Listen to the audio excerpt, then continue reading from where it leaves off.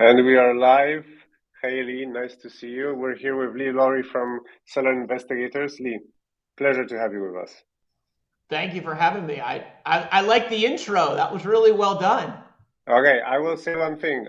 Me and Lee, we talked a little bit before we went live, and I asked like, Lee, is there anything that you don't want to talk about on the community call? And Lee said like, no, there is no bad question. So I'm gonna like, before we get to the total plan of what we want to say and talk about, Lee, like, why do you think, I'm gonna throw you a curveball. Why do you think e-commerce is not the best thing to do in 2023? Is there anything against? Do you see reasons why people should not get into e-commerce anymore? Oh, why an individual like wouldn't start out getting into Sellers. e-commerce with me? Yeah.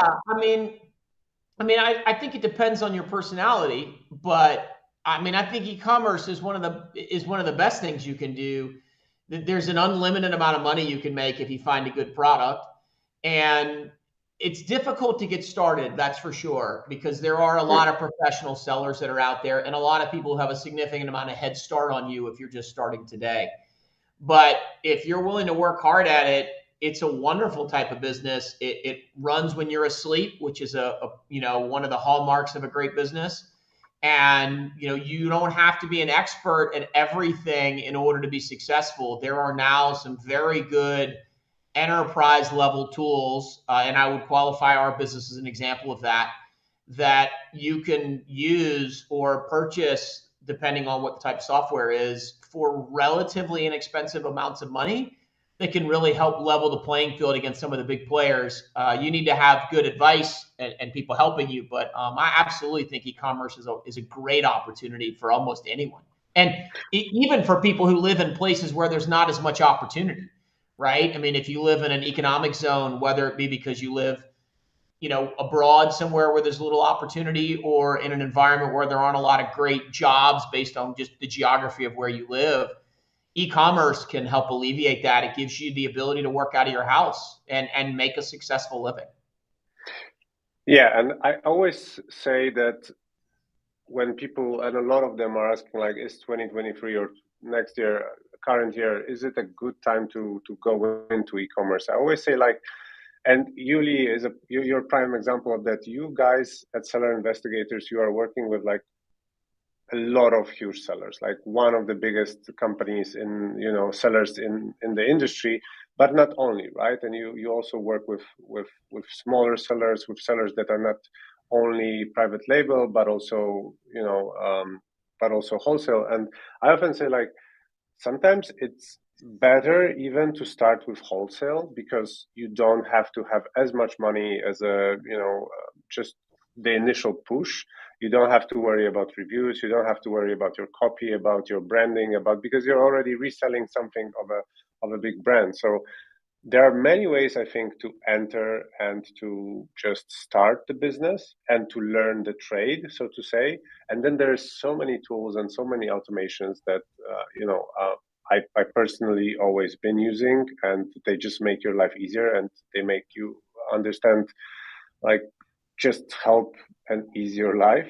That I think it's the perfect time. But before we get into seller investigators, One thing I I would, Mhm. real quick, I just on that, I Sure. think it's important for people to understand, if you look at social media, and we'll just use TikTok or Instagram as an example, you can be misled in that, oh, I started this business and 3 months later I was making $25,000 a month, and it's not that hard to do. Follow my advice.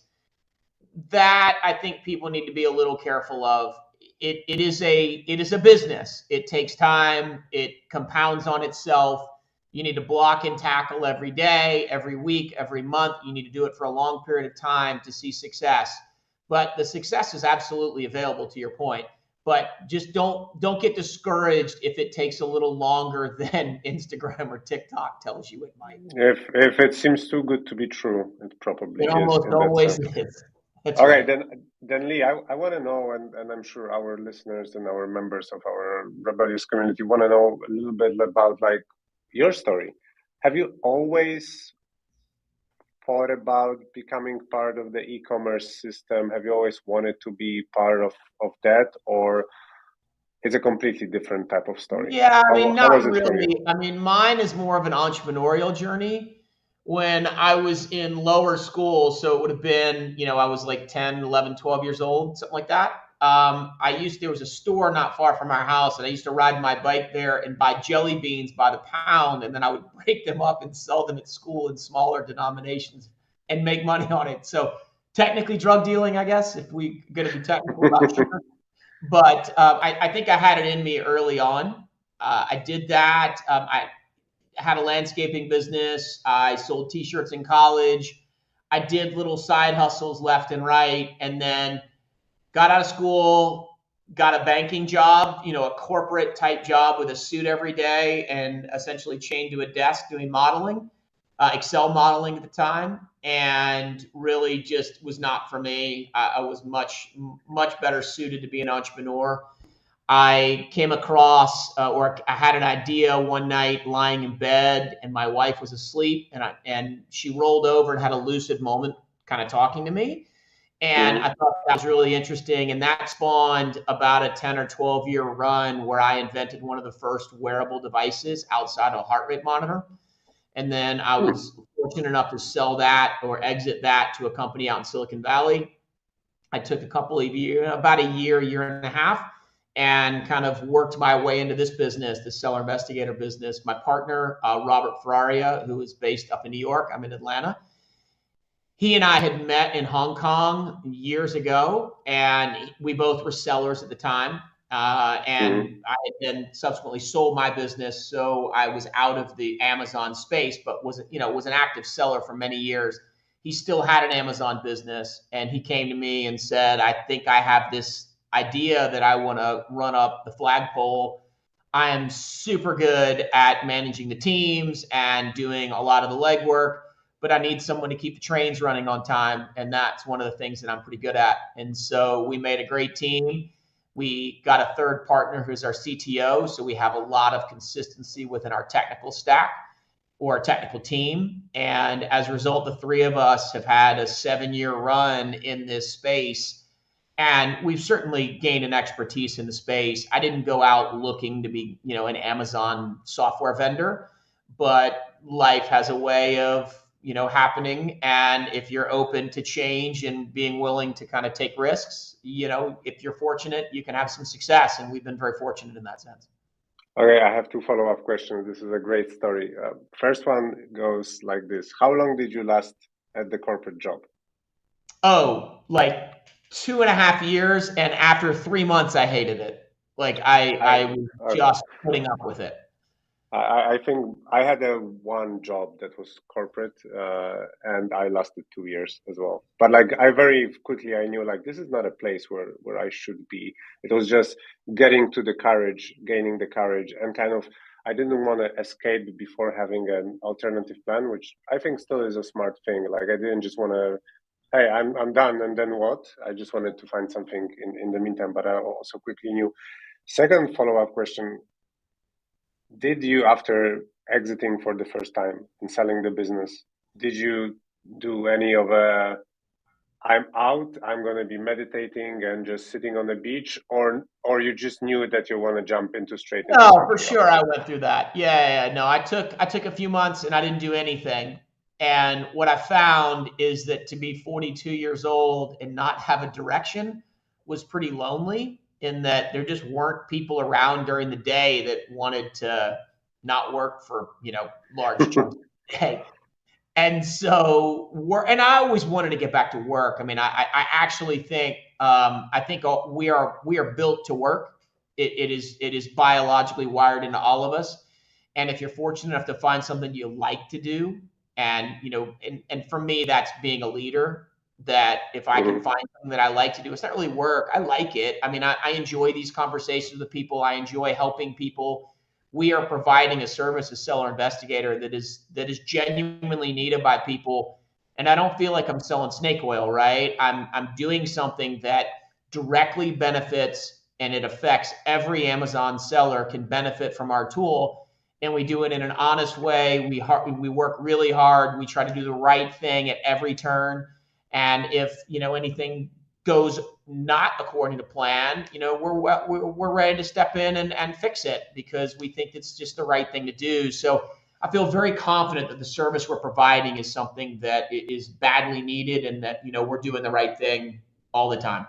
So when I was preparing the slides for the presentation, I was thinking how to title the first slide, and I was thinking, okay, introducing seller investigators, something like that. But then it just came up like it's kind of like the magic behind seller investigators, because seller investigators actually, when you see how the business is helping people and how the business is running, like it's no joke. Like for me, it's pure magic. Like, and it has that beautiful moment when people are hesitant about using it maybe in the beginning because not everybody heard about Amazon reimbursements.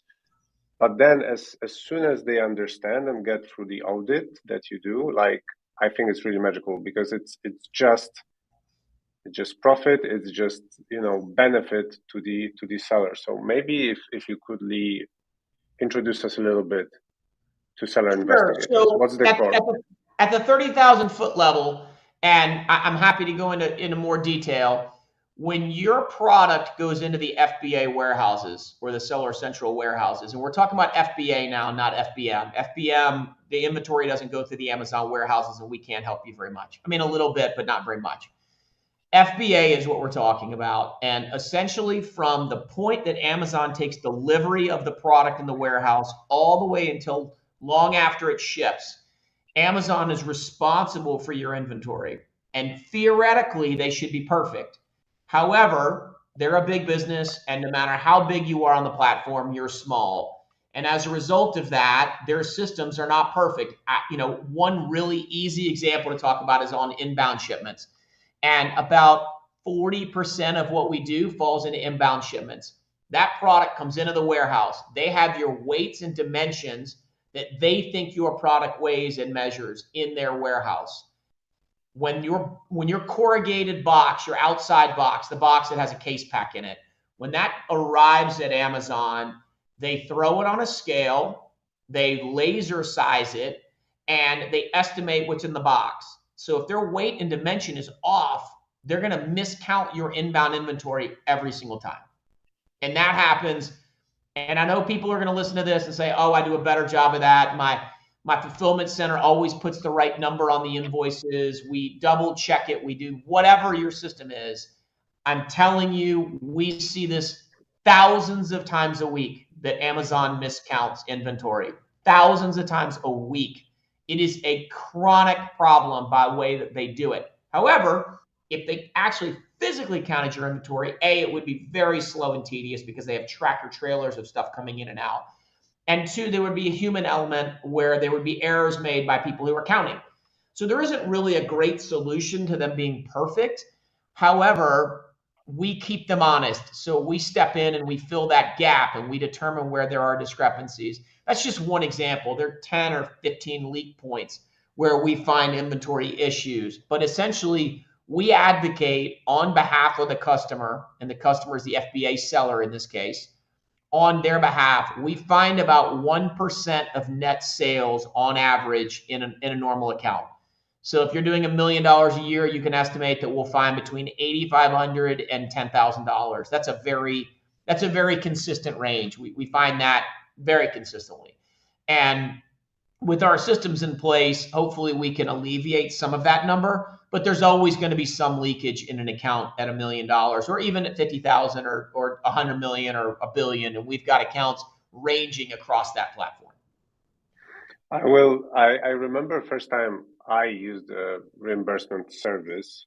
I was a FBA private label seller. And for the first 2 years of doing the business, I simply didn't know such a thing even can exist or exists. So I think that there is plenty of sellers that just don't know that even they can go and like ask Amazon for reimbursement for lost or damaged inventory, and they assume like, well, if Amazon lost something, they would probably just let me know. But like it's hidden deeply in the reports, and it's in a way not so easy to find ourselves. So when I started, like when I found out about reimbursement service like seller investigators, I was just like, okay, I'm gonna do it every quarter or every half year. How do you recommend people approach it? Like, let's say I'm a new seller, I'm a wholesale seller. What is a good way to start with using seller investigators? How this process looks like? Yeah, so we go, first of all, when you're on our platform, we're in your account once a week at least, sometimes more, depending on the size and the complexity of your business. But it's important to keep in mind, I mentioned earlier, we have small accounts and we have very large accounts, and we don't discriminate. So you don't have to be a certain size to be on the platform, number one. But number two, if you're on the platform, you're busy. I mean, people are, they're running their business. They're trying to be forward facing. They're trying to think about, what am I doing for my business over the horizon? What's my next product? How can I change my packaging? I know we'll talk about that in a little bit. Things like that are growing your business, not cleaning it up. And so what we try to do is we try to look at it that we're not only trying to get you your money back, but we're trying to get you your time back as well. And once you sign up for our service, which takes, I don't know, 5-10 minutes at most, once you've signed up for it, it's really hands off. The only time we're going to need anything from you is when we require documentation, and the documentation is needed on inbound shipments. Sometimes we can grab it from the internals of your FBA account that we get access to. Sometimes we just need to email you and ask for it. But absent of you having to create documentation for us or provide documentation for us, that's really all we would need from you. And we can all see now how seller investigators work. You sign up for a free audit. You guys review the inventory. You submit the cases, and the seller gets paid. It's as easy as it gets. Yeah, you give us access to 4 sales reports as part of the sign up, which allows us to ingest those reports internally, and then we run them through a proprietary algorithm, which spits out where there are issues or potential issues. And then from that point forward, we use a human operator or a person to review and make sure there aren't duplicates. Like sometimes you'll create an inbound shipment, for example, that would go into, let's say, in a Seller Central, but then you don't actually ship it. And then 3 days later, you forget where it is and you just go ahead and make another one. Well, that would look to a computer as though the first one got completely lost. But what we would see is that you shipped it 3 days later. That's clearly not. It was just the way that you did it. Therefore, we would clean up that first one and just remove it from the system rather than argue with Amazon over something that never shipped. So the human operator from that point forward, and there's some rules of the road that Amazon requires that we're, of course, well-versed in to make sure that we don't have any issues. We're an Amazon-approved vendor. We get audited twice a year by them. We've never had a problem. We've never had a customer have an issue. We push as hard as we can to be successful, but at the same time, we recognize that sometimes there are fights that we're going to lose, and it's not worth blowing up a particular account or relationship over a $5 charge. We fight for every $5, but at a certain point, recognize that you got to live to fight another day. And I just wanna give a small preview that at the end of the call that we're having right now, there's going to be a little bit special something. So stay with us, guys. But when we were talking before the call, and I was asking you, like, could you give me some pointers about like items that we could talk about? You just sent me this very non-descriptive line for me, which said, keep shipping documents. And I'm super interested what you meant by that, and if you could expand on the idea. Absolutely. Absolutely. So I mentioned earlier that on inbound shipments, which is maybe 40% of what we'll be able to recover for most sellers, we require documentation. Sometimes we can get that documentation internally. Sometimes we need to get it from the seller. The problem is, let's just say that you use, let's just say we're talking about a domestic in the United States. This would be the case in Europe too, but let's just say we're talking about the United States. UPS or FedEx, and let's say that you're using them as the carrier that's doing inbound shipments into Amazon. they keep documentation about whatever shipment you're talking about for 90 days on their platform. After 90 days, it gets purged. I mean, it's a volume issue for them. They can't store documentation forever. It just when you just think about the volume of their business, it would represent humongous amounts of storage space for them. So after 90 days, they remove it from their platform. Well, I can go back as seller investigators on an inbound shipment. I can go back 9 months. So if I go back 9 months, there's a 6-month gap.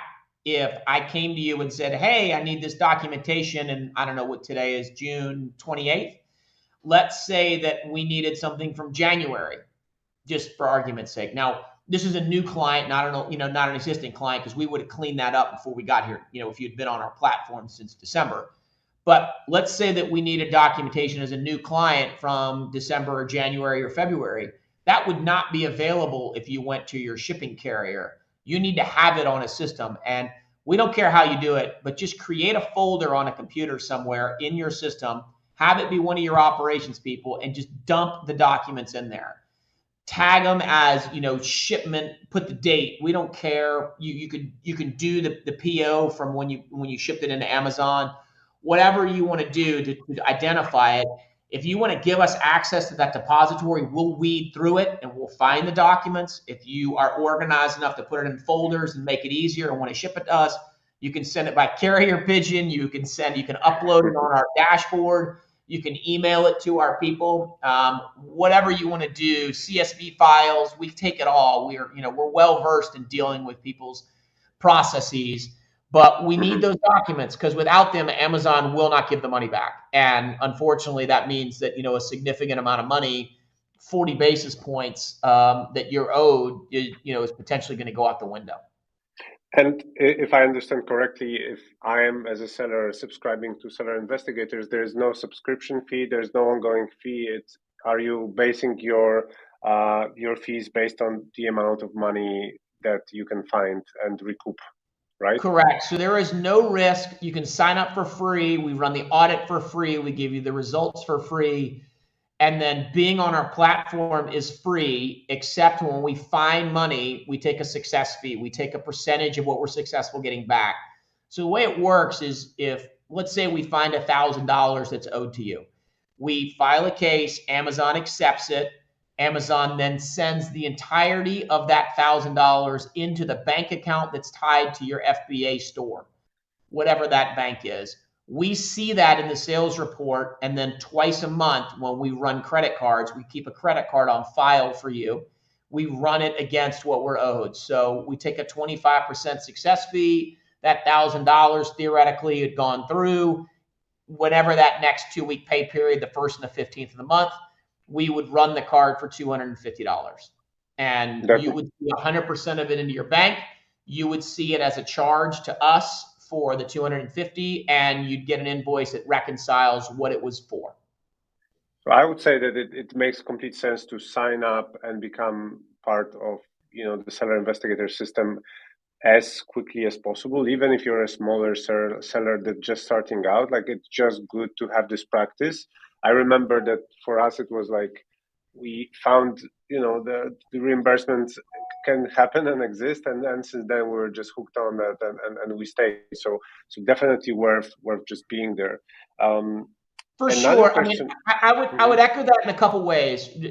I would say that for sure the audit is free. There's no incentive not to do an audit at the very minimum, to just see how clean your store is.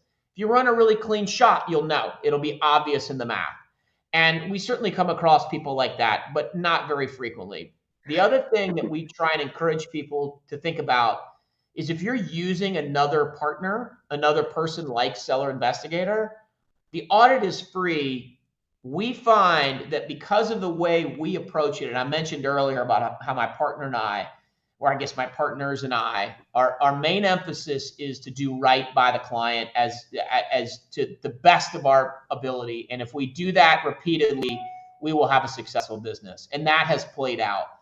And I'm not saying that our partner, the people in the space that are doing the same business that we are bad at it, nor am I saying that they're dishonest. I'm not saying any of those things, but I am saying that we tend to find between 15 and 20% more money that we're able to chase than our competitors.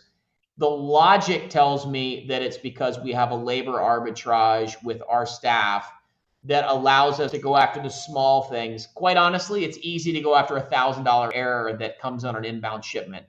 It's way, way, way less efficient to do it where there is a shipment lost to a customer and a second unit goes out, and that only constitutes $25. Most of our competitors just kind of don't bother dealing with those issues. And if you're in a big store and you've got a lot of velocity in it, that those add up and they represent real money. And if you are paying, 25% and somebody is only getting back 80% of the money that's possibly owed, you're not really paying 25%. You're actually paying close to like 35 or 40%, because the money, whether it goes to Amazon or to, the partner that's helping you or the company helping you, is immaterial to you as an FBA seller. It's that it didn't go in your pocket. So we try very hard to encourage people to say, look, even if you're happy with your current provider, even if you don't think there's any way it could be better, run an audit, waste our time. Let us show you that more often than not, that's actually not the case. And that's the same for if you're doing it in-house, because you can do this in-house. You tend to be able to get the big things pretty easily, but the small stuff is pretty complex in a store that has any kind of real velocity, just because of the way you have to go back and forth across a bunch of reports. And if you don't have an algorithm that's helping you with that, you are inevitably going to miss some of it. We tend to find about 50% of dollars available are found internally, and about 20% is left on the table when it's through another company. That's why I'm saying this is magic of seller investigators, because you can't really comprehend how much you can gain just by using this service. And there's like, I don't really see any downside, which is just amazing. There's no hidden cost, nothing of that sort. And before we connected for this call, I was just thinking, like, how long can we talk about reimbursement? But apparently we can, and we have prepared like 2 or 3 more points that we wanted to talk about. Sure. But fortunately, we're not going to do it today because we're running short on time. But I wanna get a promise from you that you're gonna come back in some time, and we're still gonna discuss. I'd be happy to. Listen, I love Dimension weights. talking about this because we're helping people. And you mentioned a minute ago that there's really no downside to trying our service. It's what makes me feel good about running this business, is that there is no ulterior motive. Makes it sound bad, but we are in this rowing the boat with every one of the people on our platform. We are incentivized to help you run your business in the best way possible. And there is just that, it's nice. I mean, it really is a nice way to have a sales call, because I'm not feeling like I'm trying to sell you something you don't need, but I need to do it because it's what, my boss wants me to do or what's good for our business. If you don't find our service to be good or worthy of the conversation, okay, I'm okay with that. But I mean, we have thousands of clients that say different, and I love when people write us emails and talk about how happy they are with the service and our Trustpilot reviews and the things that, just the positive feedback we get on a weekly basis from clients, just about how happy they are that this aspect of their business has been able to be cleaned up as much as it has. So I'd be I think happy it's to a come back and talk another day. okay. Then we have a deal, and I think it's such a no-brainer just to try seller investigators, and I think You want to our talk real standard. quick, and I know we're running up Mhm. against time, and I just interrupted you, and I apologize. This is your minute. Do you want to talk about the offer that they're giving to people, just so that they know it? That is exactly what I wanted to close with, and I just wanted to say that we were talking with Lee before, and Lee was kind enough to offer a special gift only for our ScanUnlimited members, and everybody who is going to be using this link that you can see right now on our screen gets a free seller investigators audit and first $500 in refunds free. So that is like, I don't know if we could potentially top it up even more, but guys, I truly think that Seller Investigators is a no-brainer. I know a lot of wholesale businesses and sellers who are already using them, and we just wanted to introduce more of you to the concept, because you can only win, you can get those reinvestments and just stay and get more and more of them. With this link, you're getting a free audit and first $500 in fees for in refund free. That's just something, Lee, I wanted to thank you really for. I think it's a great initiative. I think it opens the door even more for those that are hesitant. It really kind of just makes it a like, why not? I don't know if there's anything more that we can say, but I would really, really, really love to see you one more time at least soon, so we can talk a little bit more about maybe dimensions, about the weights, about Absolutely. compliance with Amazon and stuff I'm like. sure we can cover another 30 minutes. No problem. We will find another 30 minutes in a couple months, and I'll definitely wanna invite you again. Such a great service, and when I started doing the community and being part of the community and leading the community, I was really happy, because I knew that I don't have to sell anything really, in a way, like a snake oil salesman, because like we are really one community and we're helping each other to support each other and to thrive and to succeed. And that's just a great feeling. And I see that you're having the same philosophy and the same kind of mindset of just like, yeah, we're actually helping people, and that is the thing that is the most There's no valuable, question, because. and that is the fun part about this business, is that we're helping people. It's also, let me just give a quick plug. If anybody needs to reach out, you can reach out on our website at sellerinvestigators.com. If anybody wants to get, to me directly, my email is lee@sellerinvestigators.com. Couldn't be easier. I'm happy to help. I'm happy to one-off. I'm happy to help you if there are aspects of your business that are not related to refunds that we might be able to help you with. I've been in this space now a long time, and we think it's important to help people. We think that if we do the right thing and we point people in the right directions and help them get the right tools and grow their business, I mean, ultimately it's good for our business, but it's just the right thing to do. So if anybody's got any questions, please feel free to reach out. I'll do everything I can to help you. Lee, this has been a great 30 plus minutes. I really appreciate it. It was actually, honestly, really great to get to know you a little bit more, and I'm sure that our members of our community are gonna feel the same. You sound and you feel like an honest, true person, and that I'm very grateful for. So thank you for spending this half an hour with us. I appreciate the opportunity. It's great to meet you as well. All right, thank you guys, and we'll see each other in the next community call. Thank you, Lee. Bye.